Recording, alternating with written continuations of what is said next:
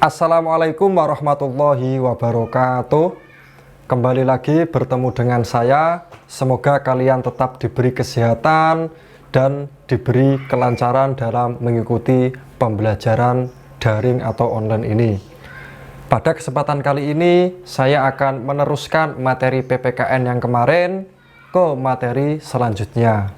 Kemarin kita sudah mempelajari apa itu BPUPKI dan sedikit tentang Piagam Jakarta oleh Panitia 9. Kita ulangi sebentar ya. BPUPKI kemarin sudah melakukan sidang yang pertama, yaitu tanggal 29 Mei sampai tanggal 1 Juni. Setelah sidang yang pertama itu, atau pada masa-masa akhir sidang yang pertama, itu belum ada rumusan dasar negara yang pas atau cocok, maka dibentuklah panitia kecil. Nanti juga dibentuk yang namanya panitia 9 yang akhirnya akan melahirkan Piagam Jakarta. Nah, di sini kemarin juga sudah ada anggota-anggota panitia 9 itu siapa saja.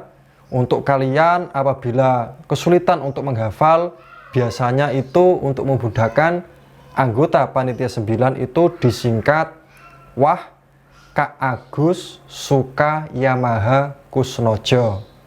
Tak ulangi lagi ya. Anggota panitia 9 itu Wah Kak Agus Suka Yamaha Kusnojo. Kita coba. Kiai Wahid Hasim, Kak Kahar Muzakir, Agus Haji Agus Salim, Suka Insinyur Soekarno, Yamaha Yam Muhammad Yamin, Anya A.A. Maramis, Hanya DRS Muhammad Hatta, Kusno Abi Kusno Cokro Suyoso, Jonya Ahmad Subarjo. Jadi 9. Wah Kak Agus Suka Yamaha Kusnojo. Itu untuk kalian, memudahkan kalian untuk mengingatnya. Anggota panitia 9 tadi disingkat Wah Kak Agus Suka Yamaha Kusnojo. Jadi panitia 9 itu kemarin sudah berhasil atau merumuskan dasar negara pada Piagam Jakarta itu. Di antaranya isinya ada 5 itu: ketuhanan dengan kewajiban menjalankan syariat Islam bagi pemeluk-pemeluknya, kemanusiaan yang adil dan beradab, persatuan Indonesia, kerakyatan yang dipimpin oleh hikmat kebijaksanaan dalam permusyawaratan perwakilan, serta keadilan sosial bagi seluruh rakyat Indonesia. Jadi ini sudah pada masa reses, kan BPUPKI sidang pertama, masa reses, BPUPKI sidang kedua, lalu PPKI. Kita sudah sampai ke masa reses ini. Kita lanjutkan ke sidang BPUPKI kedua dan sidang PPKI. Kita lanjut ya. Yuk. Jadi, ini adalah isi dari Piagam Jakarta yang di bawahnya ada anggota-anggota dari panitia 9. Kita lanjut ke sidang BPUPKI yang kedua, yaitu pada tanggal 10 sampai 17 Juli 1945.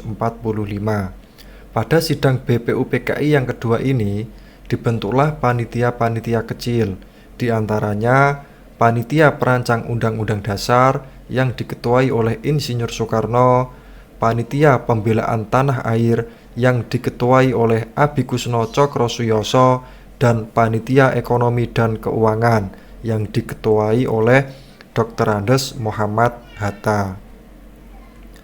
Pada tanggal 14 Juli 1945, BPUPKI menerima laporan panitia perancang Undang-Undang Dasar yang dibacakan oleh Insinyur Soekarno, di antaranya pernyataan tentang Indonesia Merdeka, pembukaan Undang-Undang Dasar, dan batang tubuh Undang-Undang Dasar.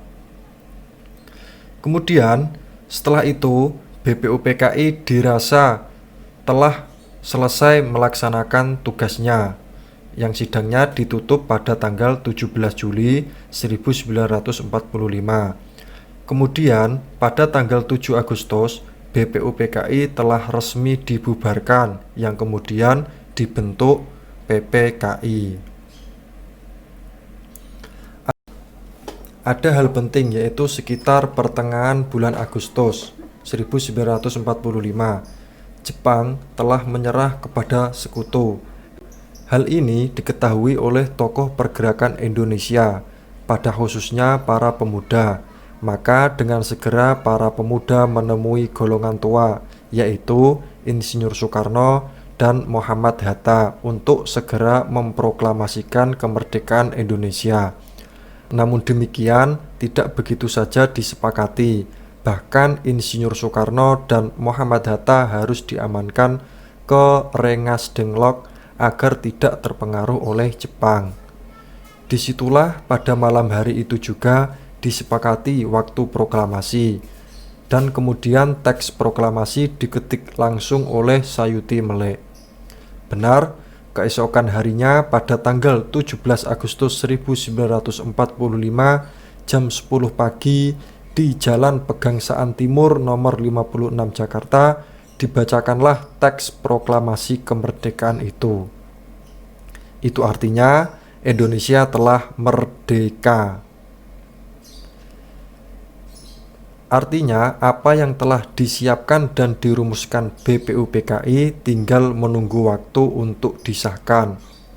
Namun sebelum hal itu terjadi, tanggal 17 Agustus menjelang sore hari ada usulan dari rakyat Indonesia Timur, yaitu pada Piagam Jakarta, yaitu pada sila pertama yang ketuhanan dengan kewajiban menjalankan syariat-syariat Islam bagi pemeluk-pemeluknya, itu rakyat bagian timur tidak setuju.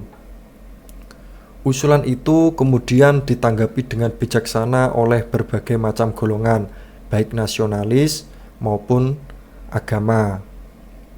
Oleh karena itu, pada pembukaan sidang PPKI yang pertama, Bung Hatta membahas persoalan tersebut dengan golongan agama.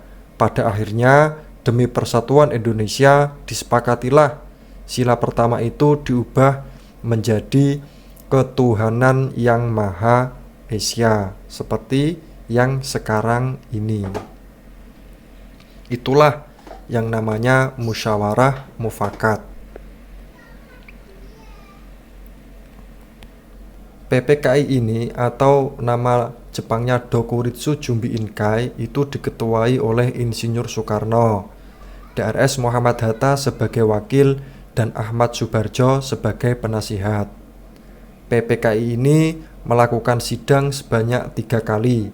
Sidang yang pertama pada tanggal 18 Agustus 1945, sidang yang kedua pada tanggal 19 Agustus 1945, dan sidang ketiga pada tanggal 22 Agustus 1945. Di antaranya isinya itu.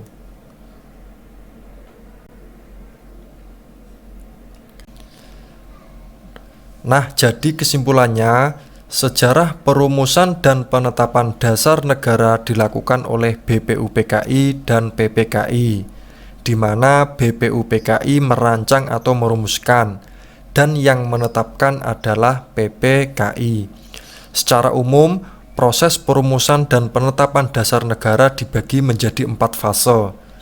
Fase yang pertama itu sidang BPUPKI yang pertama, secara khusus membahas mengenai dasar negara dan melahirkan istilah Pancasila untuk nama rumusan dasar negara. Fase yang kedua itu masa reses yang menghasilkan Piagam Jakarta. Fase yang ketiga yaitu sidang BPUPKI yang kedua, yang disepakati rumusan dasar negara Pancasila yang terkandung dalam Piagam Jakarta yang masih termuat kata syariat Islam pada sila pertamanya.